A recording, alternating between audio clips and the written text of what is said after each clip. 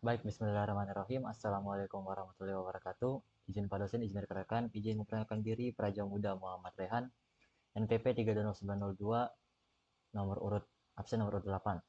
Hari ini saya akan menjelaskan tentang salah satu RPS yang telah diberikan oleh Pak dosen dari pembagian ketua kelas untuk menjelaskan tentang budaya organisasi pemerintahan dan juga unsur-unsur yang membangun RPS tersebut. Nah, dalam hal ini kita diberikan pedoman untuk menjelaskannya dengan aplikasi Foursquare. Oleh dari itu, sebelum saya memulai, izinkan saya untuk memperhatikan terlebih dahulu seperti apa sih RPS yang diberikan dan juga apa yang akan kita jelaskan dalam beberapa menit ke depan. Dalam hal ini, kita akan menjelaskan tentang RPS terlebih dahulu, yaitu yang RPS nomor 8 ini tentang mampu memahami budaya komunikasi pemerintahan. Titik poinnya berada pada bagaimana kita membedakan budaya komunikasi dan koordinasi antar budaya dan juga koordinasi dalam komunikasi pemerintahan itu sesuai dengan nilai Pancasila. Nah, jika kita menggunakan aplikasi Foursquare dalam menjelaskan pemaparan ini, kita bisa melihat banyaknya hal seperti jika saya perlihatkan pada bentuk aplikasinya, maka kita bisa lihat bahwa di aplikasi ini ada beberapa poin penting atau keyword kata kunci yang diberikan di dalam Foursquare tersebut.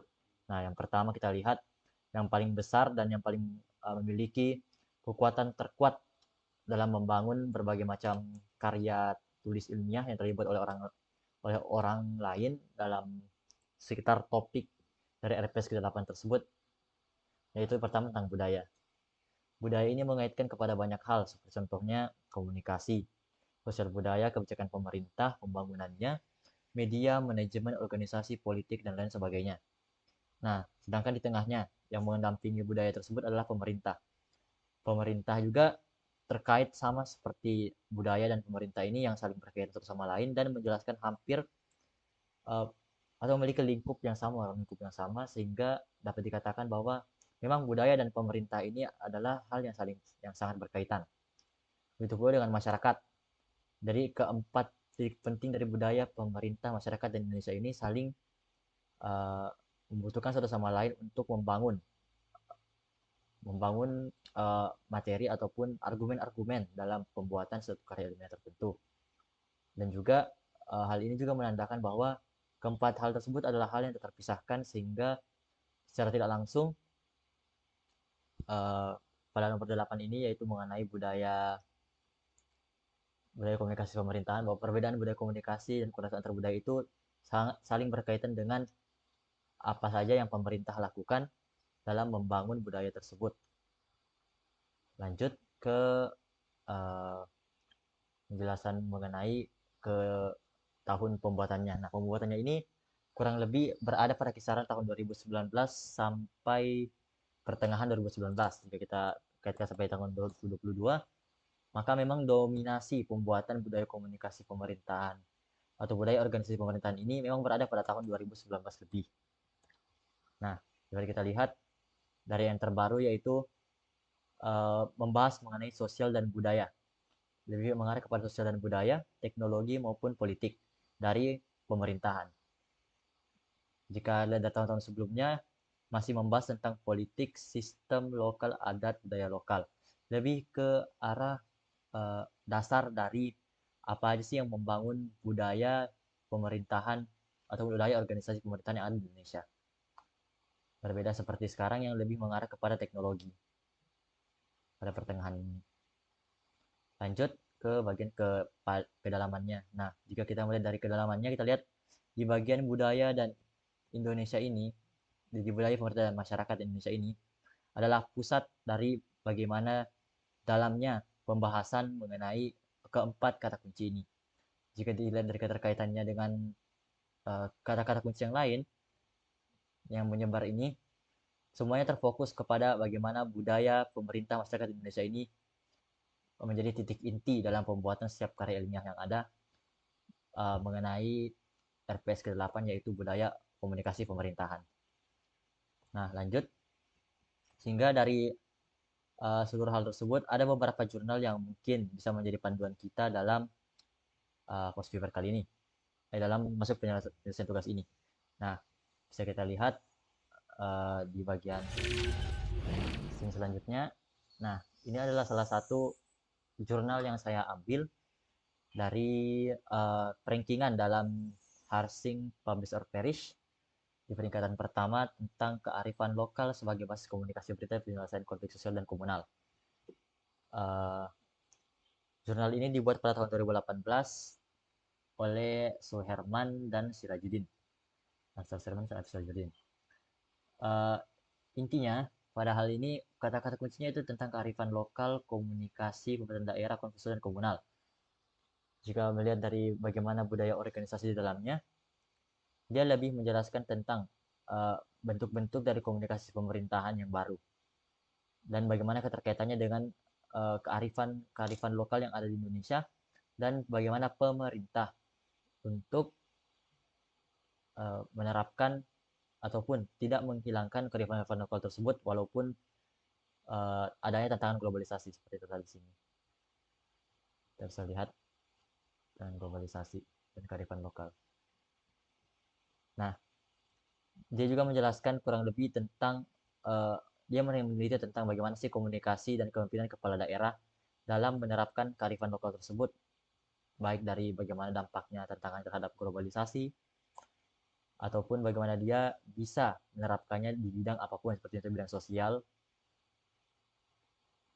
dan komunikasinya ke seluruh pihak yang ada di pemerintahan daerah.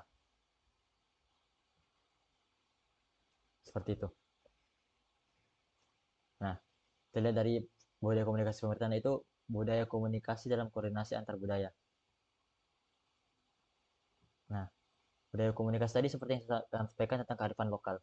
Kearifan lokal inilah yang menjadi pusat dari pembahasan dalam LPS kali ini, baik itu dari perbedaan budaya komunikasinya ataupun koordinasi antar budaya yang ada di dalamnya. Nah, seperti ini komunikasi budaya masyarakat dan hal-hal lainnya, termasuk juga seperti laju pembangunan dan sinergitas antara pemerintah sebagai penggerak dan penentu kebijakan pembangunan satu sisi, masyarakat sisi lain dan sebagai pembuat kebijakan bagi sumber daya ataupun partisipasi nyata dari masyarakat dalam pembangunan, maka pelaksanaan pembangunan tersebut tentunya akan mengalami hambatan dan akan berjalan tidak sesuai harapan. Nah, ini.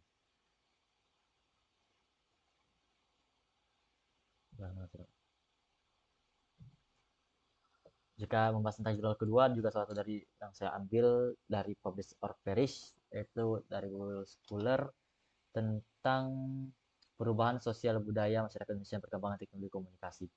Kenapa saya ambil hal ini? Karena uh, cukup berbeda dengan yang jurnal pertama tadi, jika kita mengaitkan dengan RPS. Jika dilihat dari koordinasi yang ada, mereka mengambil topik yang berbeda, yang satu tentang kearifan lokal dan yang ini tentang budaya baru dari organisasi yang berkaitan dengan teknologi komunikasi. Nah, dalam perkembangan teknologi komunikasi ini berkaitan langsung dengan masyarakat kan, dengan masyarakat, sehingga pemerintah mau tidak mau harus mampu untuk terus menyesuaikan diri dengan perkembangan zaman dan meneliti, menelaah apa saja sih sebenarnya yang dibutuhkan oleh masyarakat dalam menghadapi tantangan globalisasi, utamanya yang berkaitan dengan komunikasi pemerintahan. Komunikasi pemerintahan ini lebih dikaitkan kepada bagaimana pemerintah mampu menggunakan teknologi sebagaimana mestinya dalam meningkatkan performa komunikasi pemerintahan yang ada. Nah, sampai tadi juga di sebelahnya tentang kebudayaan, bagaimana kita bisa melihat budaya komunikasi pada satu budaya ini dan sesuai dengan nilai Pancasila. Nah, Indonesia pertama berkenaan langsung dengan konsep komunikasi profesi, baik di masyarakat maupun perdagangan, sesuatu yang menarik.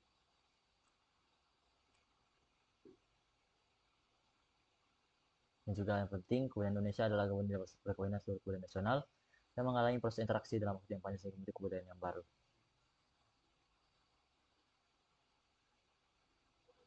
Kurang lebih isinya membahas mengenai bagaimana teknologi dapat saling berkaitan dan tidak saling tindih dengan kearifan lokal ataupun budaya-budaya yang sudah ada dan hidup di Indonesia yang tentu sesuai dengan nilai Pancasila.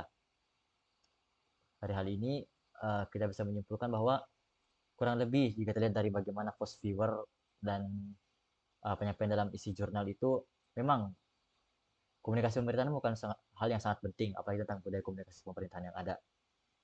Maka dari itu, jika kita melihat dari bagaimana bentuknya, sejujurnya komunikasi pemerintahan ini gampang dijelaskan, apalagi dengan bantuan aplikasi-aplikasi sekarang seperti Postfigure tadi.